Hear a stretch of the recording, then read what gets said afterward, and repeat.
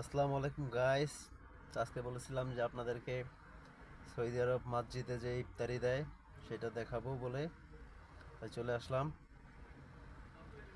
Saudi আরব এক জেদ্দাতে অবস্থিত বড় একটা মসজিদ ইয়াকুতে, জায়গার নাম হচ্ছে ইয়াকুত। তো আমার আগে দেখি অনেক ভাই ব্রাদার এসে বসে রয়েছে ইফতারি করার জন্য, তো আমি আসলাম হাঁটতে হাঁটতে আর আপনাদের দেখাবো বলে।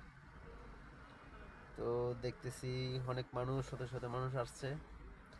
আমি বসার জায়গা খুঁজতেছি, খুঁজতে খুঁজতে এই সাইড দিয়ে দেখতেছি লোক নাই, বসা যাবে আর কি। তো আলহামদুলিল্লাহ বসে পড়লাম।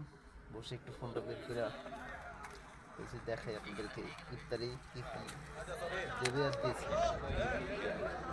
একটা খেপসা, দুইটা পানির বোতল, তিনটা খেজুর, একটা সমুচা, একটা মালটা, একটা আপেল, একটা কলা। আলহামদুলিল্লাহ ভাই দিতেছে সবাইরই রোজার জন্য। আলহামদুলিল্লাহ